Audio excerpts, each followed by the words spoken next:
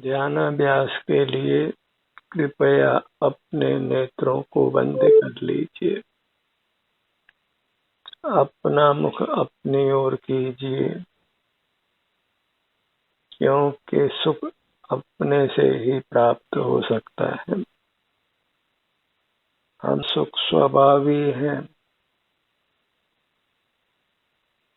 बाहर मूर्त पदार्थ ज्ञात होते हैं जो सुख स्वभावी नहीं है।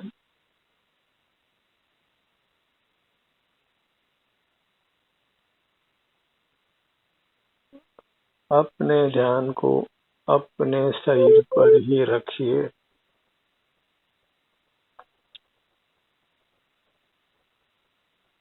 सब जीव चाहते हैं कि उनके शरीर में कोई रोग नहीं हो, कोई वेदना नहीं हो, वे स्वस्थ रहें, सुखी रहें। इसके लिए आहार विहार, औषधि, चिकित्सा की ही चर्चा की जाती है।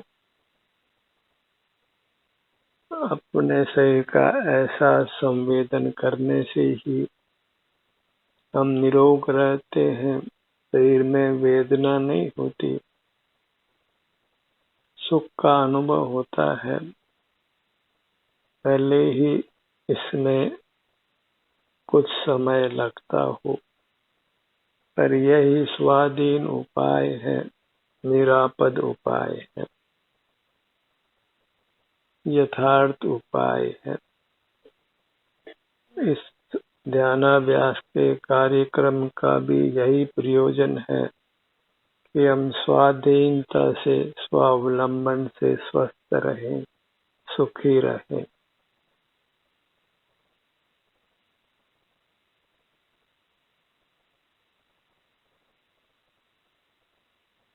इसके लिए हमें अपने आप से ही युक्त रहना है, अंतर्मुख रहना है, अपने शरीर का ही एहसास करते हुए रहना है।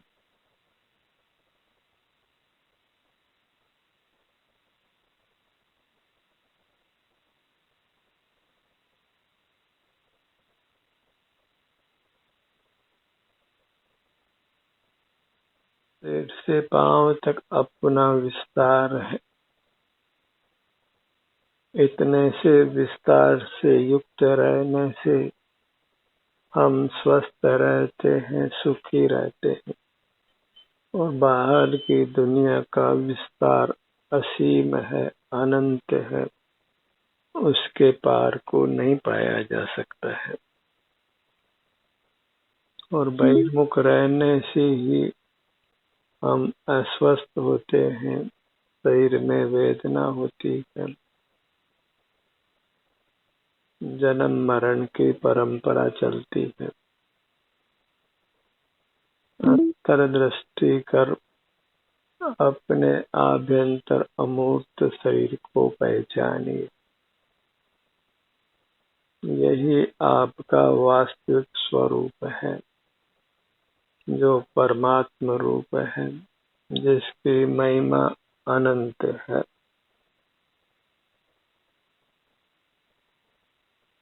आप अमूर्त होते हुए भी स्वसंवेदन गोचर है। जैसे हवा में कोई रंग नहीं है, तथापि वह अपने स्पर्श से जानी जाती है।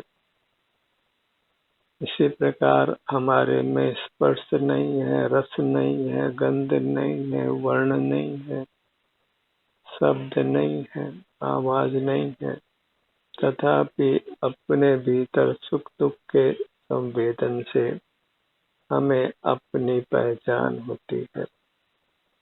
अपने विस्तार में ही सुख दुख का परिणाम होता है। इससे जाना जाता है कि अपना विस्तार सुख स्वभावी है, और अपना विस्तार शरीर के आकार होने से उसको शरीर संज्ञा है। शरीर के आकार में पुद्गल भी हुआ है और जीव भी हुआ है। और दोनों को ही शरीर संज्ञा प्राप्त होती है। जहाँ जिसका प्रसंग हो वहाँ उसको समझना चाहिए। ध्यानाभ्यास के कार्यक्रम में शरीर शब्द का आशय अपना अमूर्त शरीर है, जो इंद्रिय गोचर नहीं है, स्वसंवेदन गोचर है। अंतर्दृष्टि से उसी का एहसास होता है। सुख दुख का परिणाम उसी में अनुभव में आता है और अंतर्दृष्टि से उसका एहसास संवेदन करना स्वाधीन है और स्वाधीन कार्य से ही जीव स्वाधीन होता है और स्वाधीनता ही सुख स्वरूप है। इसमें हम किसी बाह्य पदार्थ का आलंबन नहीं लेते, किसी बाह्य पदार्थ की आवश्यकता नहीं रहती। हम अपने आश्रय से उत्तम सुख को पाते हैं, परमात्मा पद को पाते हैं।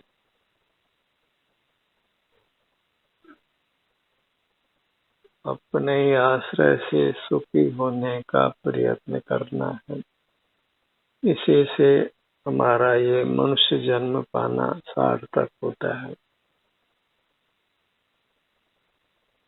हम अपने को पूर्ण स्वस्थ करें, पूर्ण सुखी करें और वह भी अनंत काल के लिए, वह भी स्वावलंबन से। एक भी बाह्य पदार्थ को जुटाना नहीं है, कुछ भी धन व्यय करने की आवश्यकता नहीं है, किसी की कृपा अनुकंपा आशीर्वाद नहीं चाहिए, किसी की भक्ति पूजा आराधना नहीं करती, कुछ भी पढ़ना लिखना नहीं है, किसी का भी दर्शन करना नहीं, बस अंतर्दृष्टि करके अपना ही आलंबन करना, अपने आभ्यंतर अमूर्त शरीर का, कि भले उसमें अभी वेदना का अनुभव हो पर वह अल्पकाल के लिए ही होती है। वेदना का अनुभव कर हम उत्तम स्वास्थ्य को पा लेते हैं, क्योंकि तत्संबंधी कर्म फल को भोग कर हम कर्म से मुक्त हो जाते हैं। एक ही लक्ष्य बनाइए कि सुख के लिए बाह्य पदार्थों पर निर्भर नहीं रहना है, बाह्य पदार्थों की ओर नहीं देखना है। जो बाह्य पदार्थ चेतन हो या अचेतन हो, पर के संग में निरापद सुख नहीं है। वैश्विक सुख हो सकता है, वह भी अनिवार्य नहीं है। बाह्य पदार्थ के सेवन से हम सुख की जगह दुख में भी पहुंच सकते हैं, पर अपने सेवन में नियम से सुख ही होने वाला है और वह भी तात्कालिक नहीं, शाश्वत सुख मिलने वाला है। बाहर से ध्यान हटाते हैं तो हमारा ध्यान अपनी मूर्त की ओर होता है, अपने शरीर के किसी भाग की संवेदना का हमको अनुभव होता है। उस अनुभव को ही अमृत रूप जानिए, वही शरीर को स्वस्थ करने की उत्तम औषधि है, उत्तम रसायन है, जिसके लिए किसी बाह्य सामग्री का सेवन नहीं है, कोई शल्य चिकित्सा भी नहीं कराना होती है। आपका जैसा भी अनुभव हो, वो अनुभव करके उत्तम सुख को पाता है, परमात्मा पद को पाता है, जन्म मरण की परंपरा से मुक्त होता है। बस अपना मुख अपनी ओर करना है। जिस किसी भाग में भी संवेदना का अनुभव हो, वह अनुभव मोक्ष का मार्ग है, सुख का मार्ग है, निरापद है। भले सुख के पाने में, सुख के पूर्ण उपलब्ध होने में कुछ समय लगता हो, क्योंकि कर्म क्षय सने सने ही होता है। बहुत समय से संचित किया हुआ कर्म नष्ट होने में उतना समय नहीं लगता जितना बांधने में लगता है। जैसे ईंधन को इकट्ठा करने में बहुत समय लगता हो, पर उसके जलने में उससे बहुत कम समय लगता है। रुई का बहुत बड़ा गोदाम कुछ काल में ही जलकर भस्म हो जाता है। तो कर्म रूपी ईंधन को ध्यान अग्नि से अल्पकाल में ही नष्ट किया जा सकता है। तो वह ध्यान अग्नि अपने सन्मुख रहने रूप है। नेत्रों को बंद रखकर हम अपने तक पहुंचते हैं, अपने अमूर्त काया तक, अपने अमूर्त स्वरूप तक, जहाँ सुख दुख का परिणाम होता है। उसी के सन्मुख रहने से अर्थात अपने ही सन्मुख रहने से हम अपने उत्तम स्वास्थ्य को, उत्तम सुख को, अविनाशी स्वास्थ्य, अविनाशी सुख को पा लेते हैं। बाह्य पदार्थों की आवश्यकताओं से मुक्त हो जाते हैं। फिर बाह्य पदार्थों के अर्जन रक्षण भोग का प्रयत्न नहीं करना पड़ता है। और बहिर्मुख जीवों को तो निरंतर ही धन के अर्जन रक्षण भोग में लगना होता है, और वह सब कुछ आकुलता रूप है।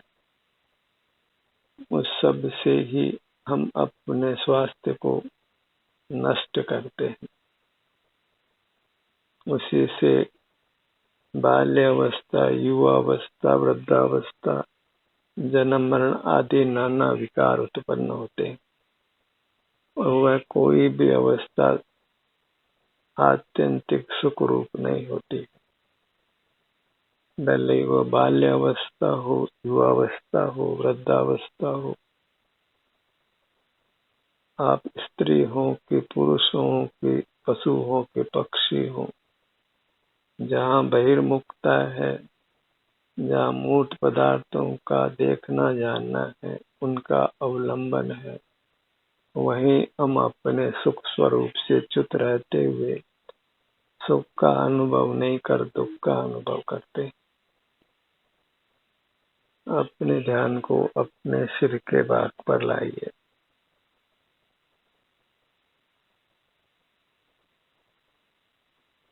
और ये कार्य तो हमें सतत करना है। इसके लिए अधिक अधिक समय देना है। यदि हम स्वावलंबन से ही स्वस्थ रहना चाहते हैं, सुखी रहना चाहते हैं, और परावलंबन से स्वस्थ होना, सुखी होना वास्तव में संभव नहीं है।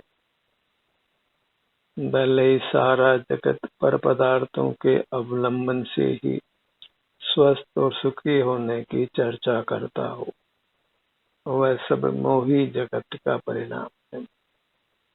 निर्मोही जीव तो सुख अपने अवलंबन से ही होना मानते हैं। जहाँ स्वाधीनता है, किसी पर पदार्थ का सेवन करने की आदत नहीं पड़ती। जिस किसी बाह्य पदार्थ का हम सेवन करते हैं, उसकी हमको आवश्यकता होने लगती है, हम उसके परतंत्र हो जाते हैं। तो भले ही बाह्य पदार्थ के सेवन से हमको तात्कालिक सुख मिलता हो, तात्कालिक स्वास्थ्य भी मिलता हो, पर वह क्षणिक अवस्था है, और उसके बाद हम वापस दुख में आ पड़ते हैं। सुख के लिए स्वावलंबी रहना ही योग्य है। उसी से हम उत्तम और अविनाशी सुख को पा सकते हैं। अपने ध्यान को अपने ललाट भाग पर लाइए। और ये कार्य वास्तव में देवी है, देवत्व को प्राप्त कराता है। योगी यही कार्य करते हुए योगीश्वर होते हैं, परमात्मा होते हैं।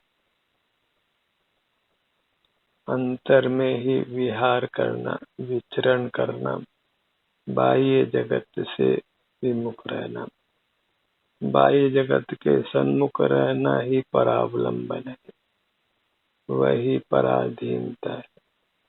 और अपने सन्मुख रहना ही स्वावलंबन है, वही स्वाधीनता है। अपने ध्यान को अपने भ्रू मध्य पर लाइए।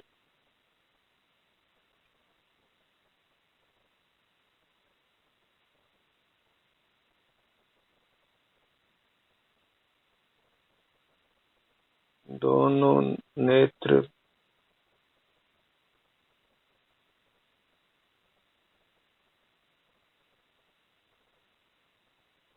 यही कार्य पारलौकिक है,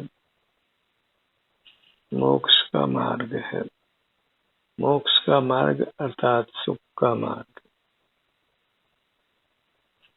यही स्वावलंबन है, यही स्वाधीनता है, यही शील है, यही चारित्र है, यही धर्म है।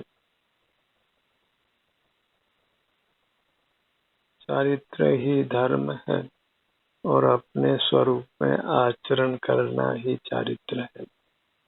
और अपने स्वरूप से च्युत रहना, बहिर्मुख रहना, वही कुशील है। कहा भी है, if character is lost everything is lost. यदि हम अपने स्वरूप से विमुख रहते हैं, स्वरूप से च्युत रहते हैं, तो हमने चारित्र को खो दिया, सब कुछ खो दिया। क्योंकि वास्तविक धन हमारी अमूर्त काया है, वही परमात्मा है, और उसको हमने छोड़ दिया। जो आनंद का स्थल है, आनंद रूप ही है, आनंद आता ही है, तो उसको छोड़कर हम दुखी होते हैं। जैसे छोटे बालक को माता की शरण है और वह बालक माता से छूट जाता है, तो फिर महान दुख में आ पड़ता है, मरण को भी प्राप्त होता है। अपनी अमूर्त काया तो माता के स्थान पर है और हम बालक के स्थान पर हैं। अपनी वृत्ति बालक रूप है और अपना वास्तु, अपना क्षेत्र माता रूप है। वृत्ति अभी निर्बल है, वह अपने अमूर्त काया का अवलंबन लेकर ही सबल होती है।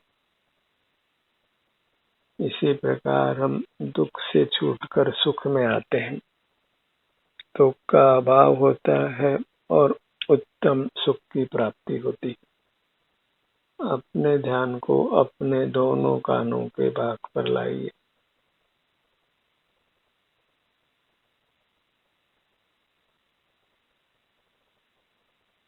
इसको स्वाधीन और निरापद और निर्दोष उपाय जानकर इसको सतत करने का प्रयत्न करिए। दोनों कान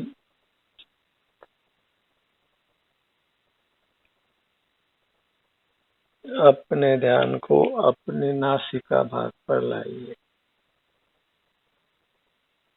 एक स्थान से ध्यान हटकर अपने दूसरे स्थान पर जाता है तो उसमें कुछ दोष नहीं है। दोष बस ध्यान का पर की ओर जाना है, बहिर्मुख होना है। वहीं से दुखों की परंपरा चलती है और अपने सन्मुख होने से ही सुख की परंपरा चलती है।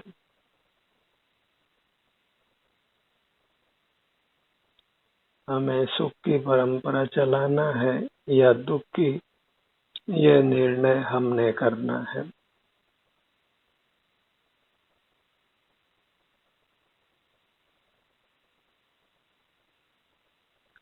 कोई भी जीव दुख की परंपरा नहीं चाहता है, सब ही जीव सुख चाहते हैं। पर दोष इतना ही है, भूल इतनी ही है कि वे प्रमुख होकर परावलंबन कर सुखी होना चाहते हैं। अनादि से ही ये स्वतंत्रता का भाव हम में रहा है, जिसको हमने छोड़ना है और स्वावलंबी होने का भाव जगाना है। नेत्रों को बंद रखकर अंतर्मुख रहने का प्रयत्न करना है। भले ही प्रारंभ में ये कुछ अटपटा लगता हो, दुख सा लगता हो, पर इसका अंत महान है, परमात्म सुख की प्राप्ति है। प्रारंभ में दुख सा लगता है पर दुख नहीं है, पर इसका अंत अत्यंत सुखम है। और बहिर्मुख रहना प्रारंभ में सुखरूप लगता है, पर उसका अंत विरस होता है, भयानक होता है। आज भले ही सुख हो, पर हम बहिर्मुखी रहेंगे तो कोई भयानक परिस्थिति कभी भी आ सकती है, और अच्छा यही है कि हम उससे अपनी रक्षा करें। Prevention is better than cure. आपदाएं और उसको मिटाने के लिए हम प्रयत्न करें तो आग लगे कुआं खोदने जैसा होगा। हमें पहले ही कुएं की व्यवस्था करनी है, तो फिर आग से बचाव आराम से हो सकता है। हमें प्रथम ही अपने में श्रद्धा जगानी है, अपने में सन्मुख रहने का प्रयत्न करना है, तो फिर कर्म का उदय निष्प्रभावी होता है। फिर भले ही इतना ही कर्म संचित किया हो, वह उदय में नहीं आ पाता है, उसके पहले ही नष्ट हो जाता है। अपने ध्यान को अपने नासिका भाग पर लाइए।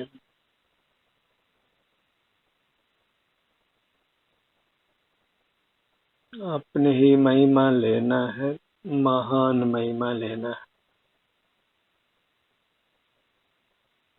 ये निश्चित मानिए कि हमसे श्रेष्ठ पदार्थ दूसरे नहीं है।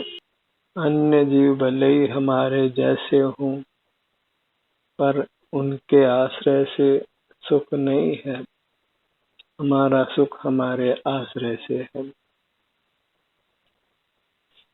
इसलिए हमारे लिए श्रेष्ठ पदार्थ केवल अपनी अमूर्त काया है।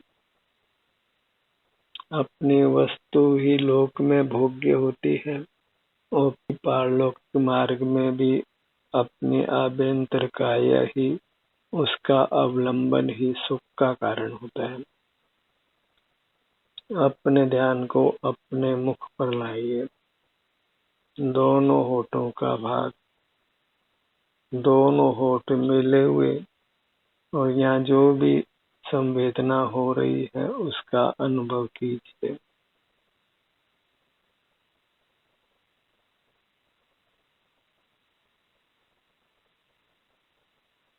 मुख के भीतर दंत पंक्ति,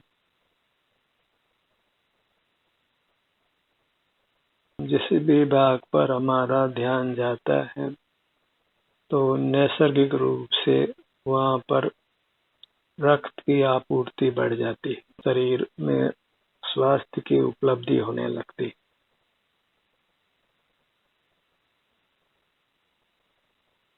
अपने ध्यान को अपने जिह्वा भाग पर लाइए।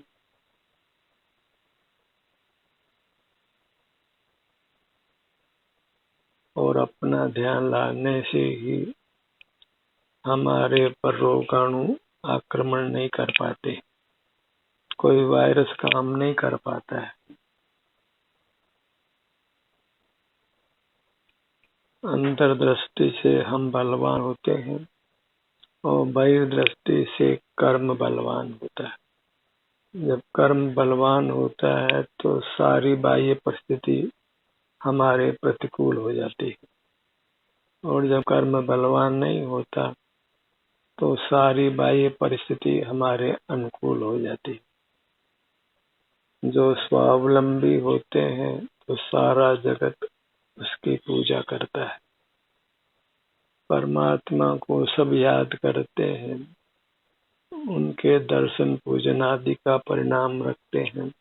वह परमात्मा स्वावलंबी होकर ही त्रिलोक पूज्य हुआ है। अंतर्मुख होकर अपने अवलंबन से रहने के कारण वह तीनों लोकों से पूज्य होता है। अपने ध्यान को मुख के भीतर तालु भाग पर लाइए। पूरा मुखमंडल लक्ष्य में लीजिए। अपना धड़ का भाग, दोनों भुजाएं,